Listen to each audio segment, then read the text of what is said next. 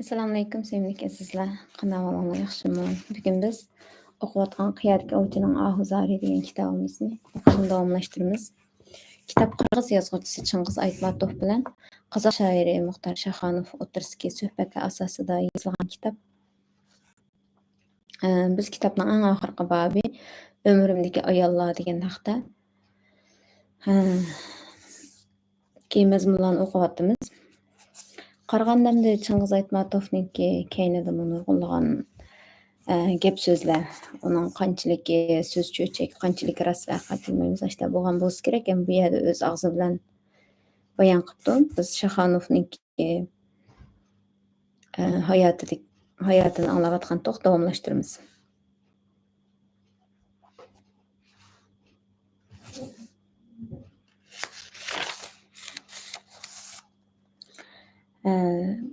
Bununda bir she'r bilan boshlandi. Everest degan cho'milangma cho'qqisining bir xil atalishi ekan. Everestga chiqish. Qadalgan ko'z xumolik, yurak o'tin yanıqliq. Everestga chiqqanlarning hammasi barmoq bilan sanoqliq.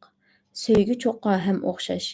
Kun chiqindab qishida, bulut qo'nib teshig'a, qiron mijoz odamlarni chiqalaydi beshig'a. Hamma ketdi. Yigit turib qalbi gulxon o'zi o'q. El kulmamdu, tushkun dunyo iqboliga bosh ursa.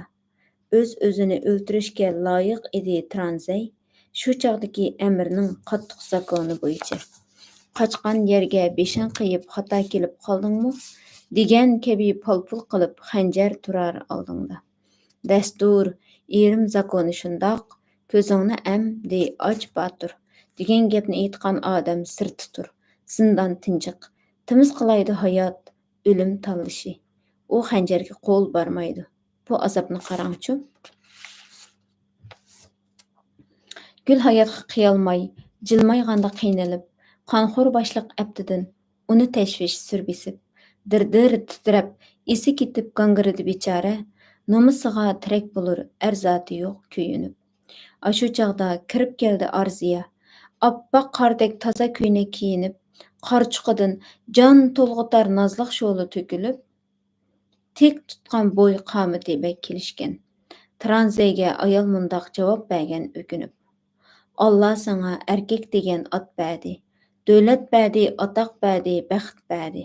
Amal qancha, endi shuning hammasi bilan xo'shlashadigan chog' keldi.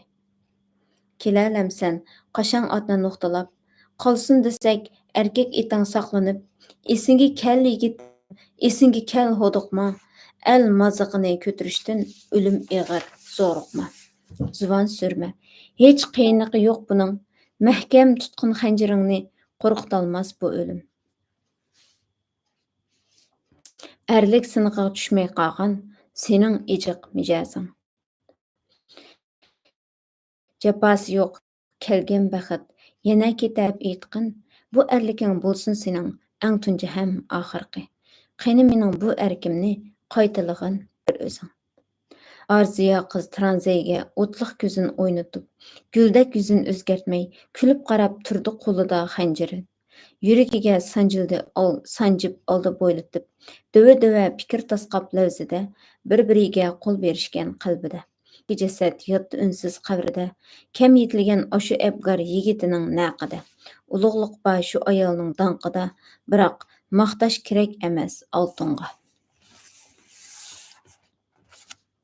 Fransiyaning ataqlıq yazğıcısı Stendhal bu hayatlıqda öz söygün üçün küreşken ayolning shijoatidan ulug' nimba deydi-u. Özüň degендek oltinni maqtashning muhimligi bo'lmas. Muhabbatning dastlabki vaqti turg'unlik desang, uni o'tgan asrda har bir millat va davlatning o'z ko'z qarashlari bilan tushungan, dinga bo'lgan ko'z qarashlarining darajasi turib baholagan.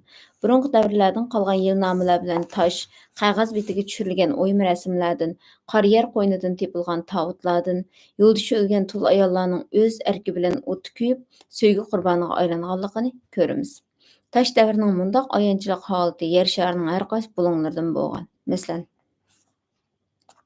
Jungoning Xaynan orolining aholilari vafot bo'lgan er kishining badanini yipak bilan yoki ot, qo'y, kala terilari bilan o'rab, yeniga ayolini tiriklab tengib, ostidan o't qo'ygan. U dunyoga ayollar birga qadam bassa, yer yuzidagi baxtli hayot shu besh ulundu deb ishongan. Mundaq hayron qolarliq paketlardan Herodotdan boshqa yana ko'na asrdagi tarixchilarning yozmalaridan doim uchratib turamiz. Yo'ldoshi bilan birga u dunyoning ishkini ayoli ichish kerak degan hukm surgachga ko'p ayoli bor erkak o'lsa, tul qolgan xotinlarning orasida bir-biri bilan yoq yirtishib chatoq boshlandi ekan. O'lgan kishining do'stlari rahmatlik tirik chog'da qaysi ayolni qanchalik darajada suyib hurmatlaganligini maslahat qo'yatdi. Oxir tanlash bir ayolga markazlashatdi. U ayolning xushliqqa qaniq patmay zo'r hurmatga sazovor bo'lganligining shirin tushini ko'ratdi. Shu vaqtda iliq ayolning yaqin tuqqanining biri o'ltirib, erining yeniga ko'midi. Boshqa tirik qolgan tul ayollari qizg'anchiqlik o'tida ko'yib pushaymon qilishdi. Chunki ularga erining keyinda tirik qoldirilgandan ortiq xo'rliq yo'q deb qaralgan. Ilgari Yangi Zelandiya fuqarolarining boshliqlari qazo qilsa, yig'ilgan el yurtning ayolining ikki qo'liga og'amchi tutqizib qo'ydi ekan. Bu ayol o'z vazifasidek o'rmonliqqa berib, o'z roziligi bilan esilib o'lishi shart. Bu uning muhabbatga bo'lgan sadoqatini ko'rsatdi. Shundoq tushuncha bilan oshiqlikni dalillash urf-odati burunqi Tora sekfilarda, Gertsiyaliklar bilan Litvaliklarda kengri yeyilganligini bilamiz. Solomon orolida yashaydigan qabila atamani ko'z yumsa, qo'l ostidagi xalq uning ayolini bo'g'ib o'ltirdi ekan. Shuning bilan atamanning yaqin o'tgan do'stlari, xizmatkorlari shu amon zaharlik o'simlik suyini ichib, esidan ketib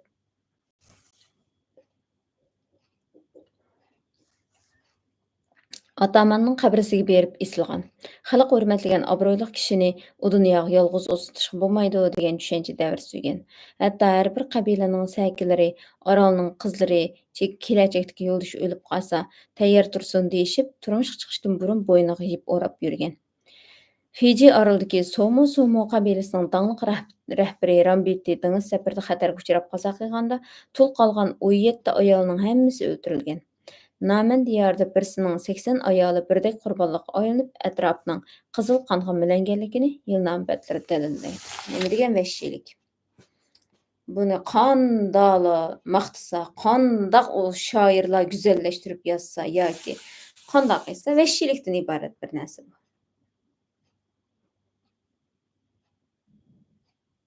Buni odatga aylantirib o'tilish. Buni ilqidek go'zal qilib ko'rsatish. Qandaylik qilsang qotillik bu. Boshqa narsa emas.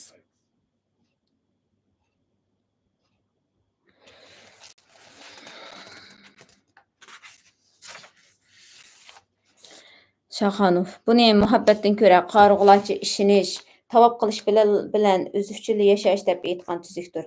Yana mushuning o'zi kishi huquqidek narsa-ku. Ilgari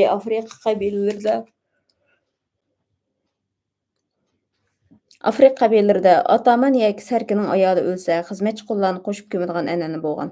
Qurbonlikqa besh ketganda ular buni o'zining muhim majburiyatimiz deb bilgan. Mushundoq bir yavoir murosim o'tkaziladigan chog'da tuyuqsiz yo'liqqan yevropaliklar o'lgili yotgan qullarga orchi bo'ladi. Shu chog'da qullar oqsoqolimizni u dunyoda kim kutadi deb oqso'ngaklarga norozilik bildirdi. Indiyalarning Nayar degan ko'ni qabilasining er-xotinlik hayoti boshqalardan bakmi o'zgacha. Yigit uylangani bilan ayoli bilan bir uyda yashamaydi. Eri o'z oilasida, ayolim shunga o'xshash ota-onasi bilan bir uyda yashayverdi. Eri bilan uchrashadigan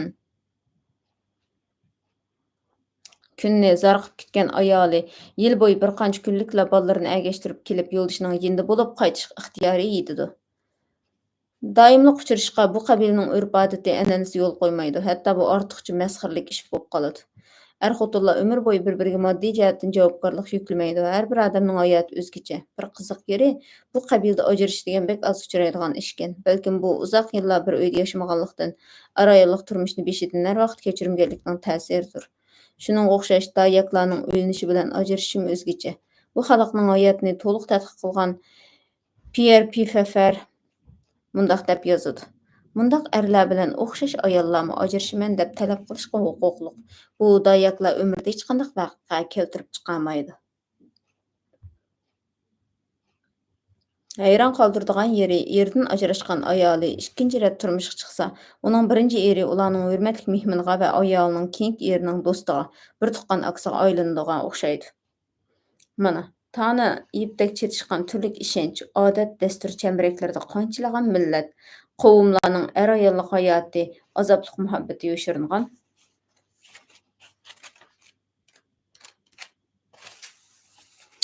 Aýtmato. Söýgü ufkumy bir ötkel desekmi, her kim onuňga öz düşünjesi, öz göz garşy arkalyk million tarmak ýol bilen keledi. Birak insan balasy ýyltyzdan öçüp ýanmay, barlyk teşnalykynyň hemmesini söýgü bilen çetişdirip, her wagt hatalaşypatyd. Kerek bolsa hakyky ýaxşy görüş, çeksiz säbir takat bilen işenç ipiге baglangan azaplyk iş. Bu muhabbetniň uluglygy şu azapdan huzurlanyş üstüde ýatkanyny unutmaslygymyz gerek. Hayatlyk dünýäsi bay, idraklyk iki adamnyň millionlagan eliniň arasynda bir-birini ezikmay tepip öýülnüş. Şuňlaşqa kemden kem tepiladigan özgürüş, söýgeniге meňgi wapa kılışym togry kelgen adamnyň goldan kelibermeýdigan isil peziletleriniň biri. Möhürt kelse muhabbetlik tuýgu ata kılgan talay ulug peziletlerini, jankeşli wakalarny köplep, kulli alemlik söýgü ensiklopediýasyny tüzüşni teklip kılar edim.